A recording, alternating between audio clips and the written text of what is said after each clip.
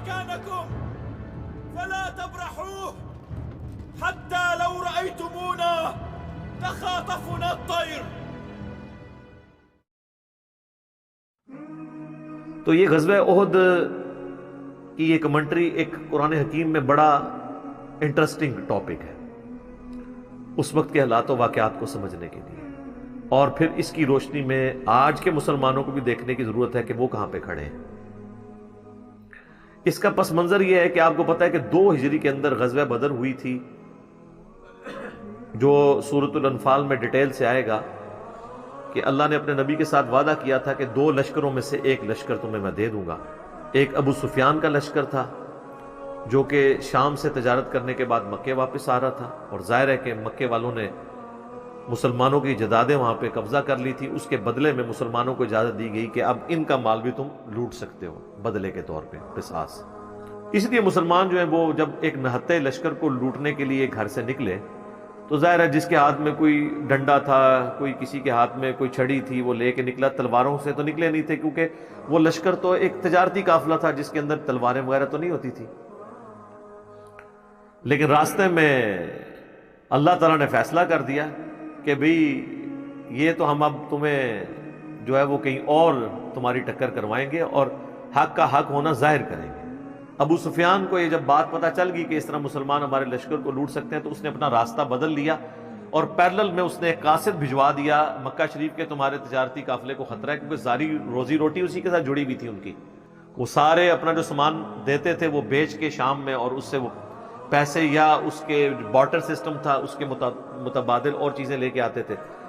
تو انہوں نے اپنے قافلے کے بچاؤ کے لیے پوری تیاری کر کے 1000 کا لشکر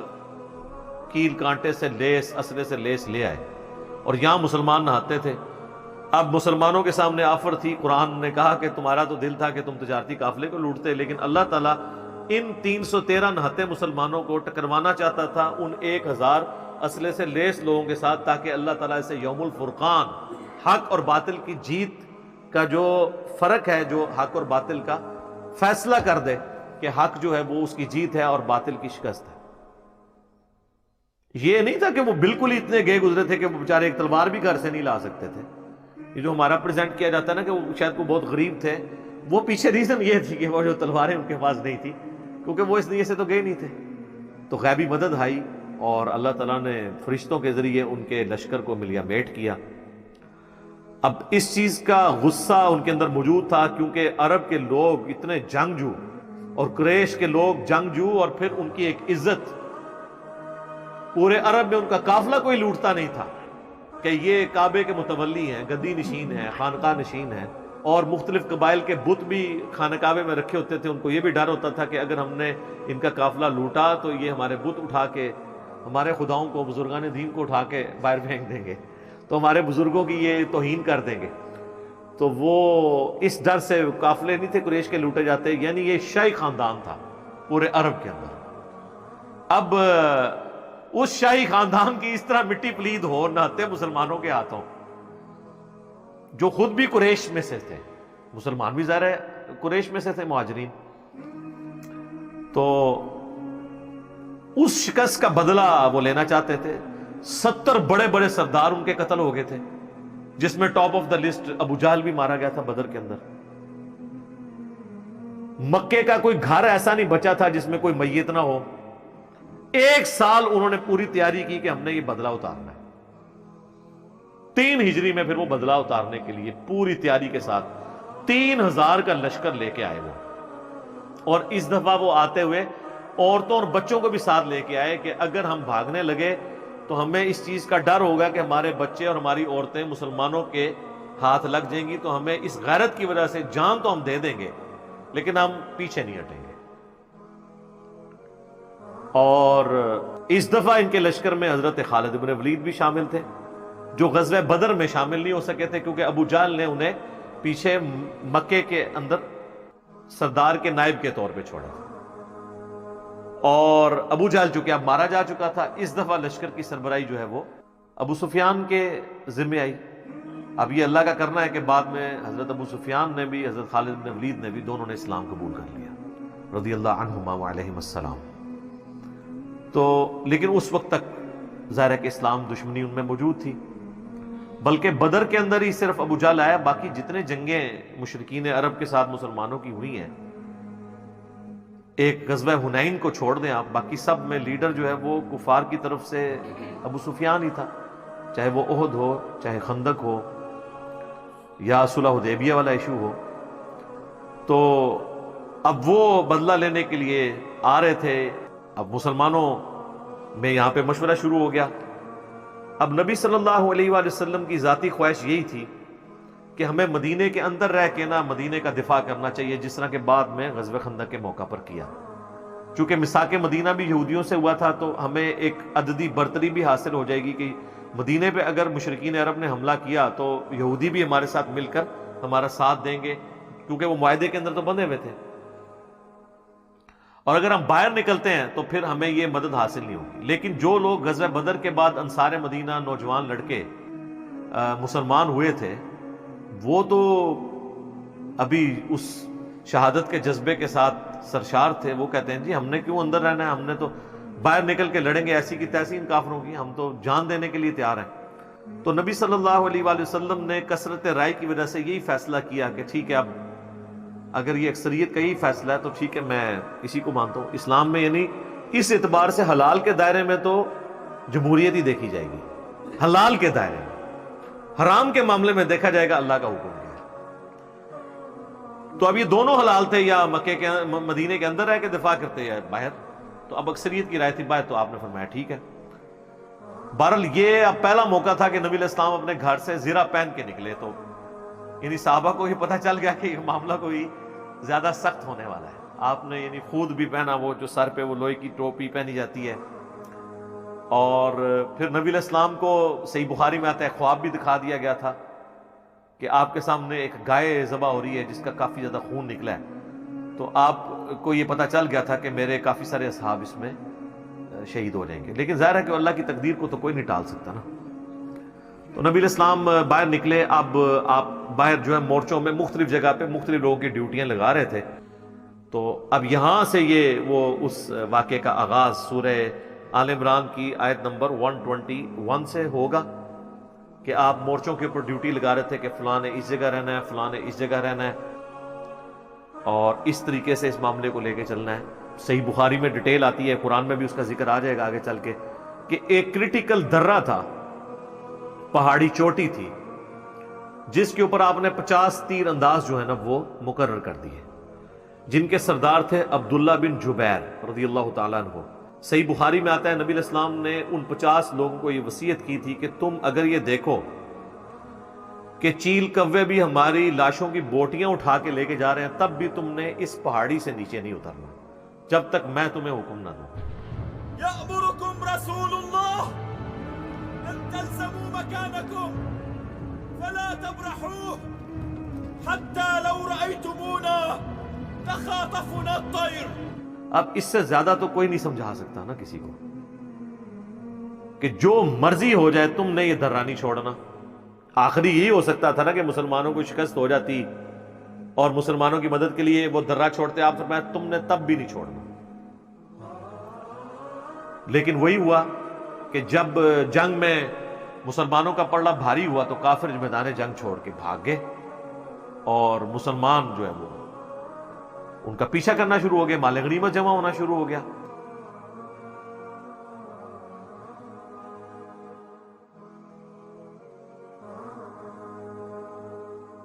قرآن میں بھی اس کا ذکر آئے گا، بخاری میں ڈیٹیل کے ساتھ موجود ہے۔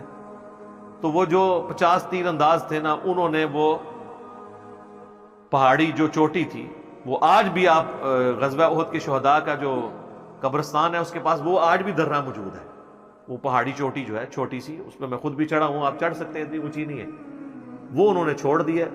اگرچہ جو ان کے لیڈر تھے عبداللہ ابن جبیر، وہ چیختے رہے کہ اللہ کے نبی نے منع کیا تھا، صرف 15 بندے اس کے ساتھ رہے،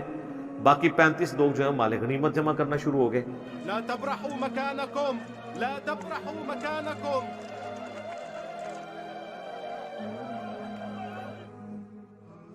اور انہوں نے یہ اجتہاد کیا کہ یہ جو حضور نے فرمایا تھا تو اس صورت میں تھا جب مسلمانوں کو شکست ہوتی ہے، اب تو ہمیں فتح ہو گئی ہے، یعنی اپنی طرف سے اجتہاد کر لیا حالانکہ حضور نے فرمایا تھا میرے حکم کا انتظار کرنا ہے۔ اس سے پتہ چلا کہ اجتہاد اگر صحابہ بھی کریں اور وہ کتاب و سنت سے ٹکرائے تو اس کی کوئی اہمیت نہیں ہے، تو بابے تو اپنے بوجھ استعمال کے رکھو، تو بزرگ بھی بوجھ استعمال کے رکھو گے۔ اچھا، اب وہی ہوا، خالد ابن ولید کی عقابی نظروں نے یہ دیکھ لیا، چونکہ وہ تھے کیولری کے سردار، یعنی ایک تو پیدل فوج ہوتی ہے نا، ایک گھوڑوں والی فوج، وہ تھے گھوڑوں والی فوج کے اوپر، اور یہاں سے یہ سارے ان کی فوج جب بھاگ کے جا رہی تھی کہ بھی ہم تو شکست کھا گئے، انہوں نے جب دیکھا نا کہ اس نے درہ چھوڑ دیا ہے، اور ان کو یہ پتا تھا کہ اس پہاڑی کے پچھلی سائڈ کے اوپر راستہ ہے، پیچھے سے لا کے ہم ان پہ حملہ کریں تو مسلمانوں کی فوج کو ہم سینڈوچ بنا دیں گے، پیچھے اس طرف سے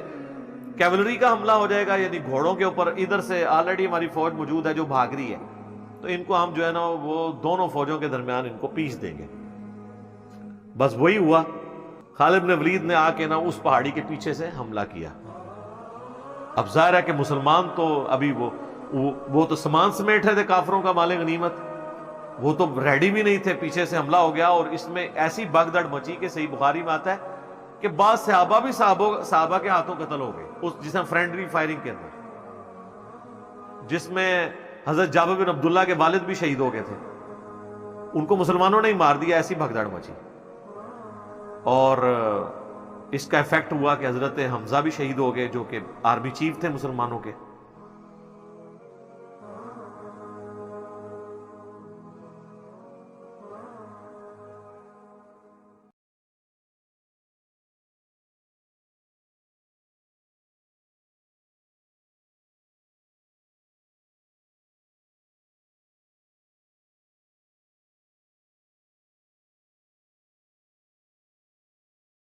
کا مسئلہ کیا گیا، ہند جو ابو سفیان کی بیوی تھی، چونکہ غزوہ بدر میں ابو سفیان کی بیوی کا بھائی اور اس کا باپ عتبہ بن ربیعہ اور بھائی اس کا ولید بن عتبہ، یہ سب لوگ، اور چچا، یہ سب لوگ مرے ہوئے تھے۔ یہ سب کچھ جناب عمر سیریز کے اندر انہوں نے فلمایا ہے، آپ کو جناب وہ غزوہ احد کے موقع پہ انہوں نے پہنچا دیا۔ اردو ڈبنگ کے ساتھ بھی ہماری ویب سائٹ ahlsunnatpak.com کے اوپر رکھی ہوئی ہے، آپ ڈاؤن لوڈ کر کے اسے ضرور دیکھیں۔ تو اس نے وہ کلیجہ چبایا اور مسئلہ کیا لاش کا، اور مسلمانوں کو ظاہر ایک تکلیف پہنچی، مدینے کا کوئی گھر نہیں تھا جس میں کوئی میت نہ ہو، اتنے مسلمان شہید ہو گئے انصار مدینہ، مسلمانوں کے حوصلے پست ہو گئے کہ جی کدھر بدر کی کامیابی اور کدھر احد کے اندر اتنی شکست،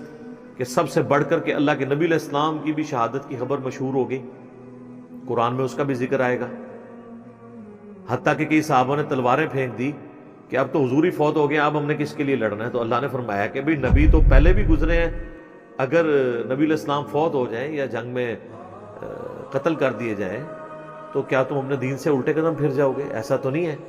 اللہ تعالیٰ تو زندہ ہے اور اس کے دین کو لے کے چلنا ہے، اللہ تعالیٰ کا دین نبیوں کا محتاج تو نہیں ہے، نبی تو آئے اور چلے گئے، دین تو ہمیشہ رہنا ہے۔ تو نبی علیہ السلام کے 4 مبارک دان یہ شہید ہو گئے، کیونکہ آپ پہ ایسا حملہ ہوا کہ وہ آپ کا اپنا جو خود اوپر وہ لوہے کی ٹوپی پہنی تھی اس کے کنگرے جو ہے نا یوں اندر گال سے اندر چلے گئے، یہ دانت ٹوٹ گئے، اور اتنا خون بہا کہ صحابہ کو لگا کہ بھئی حضور تو فوت ہو گئے۔ پھر بخاری مسلم میں آتا ہے کہ حضرت علی اور حضرت فاطمہ نے حضور کا زخم دھویا، اور حضرت علی ڈھال کو الٹا کر کے اس میں پانی لے کے آئے، حضرت فاطمہ نے زخم دھویا، پھر حضرت فاطمہ نے سلام اللہ علیہا جب خون نہیں رکتا تھا تو انہوں نے ایک کپڑا جلا کے کاٹن کا اس کی راکھ رکھی، اس سے خون رکا، پھر آہستہ آہستہ یعنی معاملات سیدھے ہوئے۔ اسی دوران حضرت طلحہ جو ہیں وہ اپنے ہاتھوں کے اوپر وہ تیر روکتے رہے جو نبی علیہ السلام کی طرف آ رہے تھے، ان کے ہاتھ جو ہے وہ ایک شل ہو گیا، پوری زندگی ان کا ایک ہاتھ یعنی ان کا نہیں تھا، اسی میں ہی ہوا اور جنت کما لی انہوں نے۔ اسی طریقے سے کئی انصاری صحابہ جو ہیں وہ حضور کو بچاتے بچاتے شہید ہو گئے، یکے بعد دیگرے۔ اور پھر اسی دوران نبی علیہ السلام نے اور چند اصحاب نے جو آپ کے ساتھ تھے، حضرت ابوبکر، عمر، عثمان تو نہیں تھے، حضرت عثمان تو اس بھگدڑ میں جو ہے وہ فتنے کا شکار ہو گئے، فتنہ پنجابی والا نہیں، عربی والا، آزمائش کا۔ حضرت ابوبکر، عمر اور علی اور باقی چند سینئر صحابہ 12 کے قریب جو تھے حضور کے ساتھ تھے. تو پھر آپ پہاڑ کی طرف چڑھ گئے، اور ادھر خالد بن ولید تو کہنے لگا کہ بھئی اب کام ان کا ختم ہی کر جائیں تاکہ مسئلہ ختم ہو جائے. ابو سفیان نے کہا کہ نہیں، یہ پہاڑ کے اوپر ہے، ہم اگر ان کا پیچھا کریں گے، یہ اوپر سے صرف پتھر بھی مارنا شروع کریں تو ہمیں نقصان ہو سکتا ہے، ہم نے بدلہ لینا تھا، لے لیا. تو پھر وہ واپس چلے گئے. پھر حضور علیہ السلام نے، صحیح بخاری میں آتا ہے، بعض اصحاب کو پیچھے بھیجا کہ تم نے جا کے اب ان کا تعاقب کرنا ہے، ایسا نہ ہو یہ پھر پلٹ کے واپس آ جائیں. تو اور یہ بھی ایک بہادری کی علامت تھی. پھر وہ پیچھا کرنے والے اصحاب میں بڑے بڑے صحاب حضرت علی اور باقی لوگ تھے جو پیچھے تک گئے. ان کے لیے بھی قرآن میں پھر اللہ تعالیٰ کی طرف سے آیا کہ یہ لوگ تھے جنہوں نے حضور کا ساتھ دیا اور کافروں پہ رعب ڈال دیا. پھر وہ واپس مڑ کے انہوں نے دیکھا نہیں ہے. اور بہرحال اس میں کئی غلطیاں ہوئی جس کا خمیازہ پھر مسلمانوں کو بھگتنا پڑا. حتیٰ کہ جو حضور علیہ السلام کے دانت شہید ہوئے، اس وقت آپ علیہ السلام کی مبارک زبان سے بھی ایک بات نکلی کہ اللہ ایسی قوم کو کیسے ہدایت دے سکتا ہے جنہوں نے اپنے نبی کا چہرہ خون سے رنگ دیا. تو اللہ تعالیٰ نے سب سے پہلے جب گرفت فرمائی تو اپنے محبوب کے اوپر فرمائی، لیس لک من الامر شیء، اے نبی آپ کو کوئی اختیار نہیں ہے کسی معاملے میں، اللہ چاہے تو ان کو معاف بھی کر دے. اور وہی خالد بن ولید جس کی وجہ سے حضور کے دانت شہید ہوئے، اسی مبارک زبان سے خالد بن ولید کے لیے سیف اللہ کا لقب ملا اور وہ مسلمان بھی ہو گئے.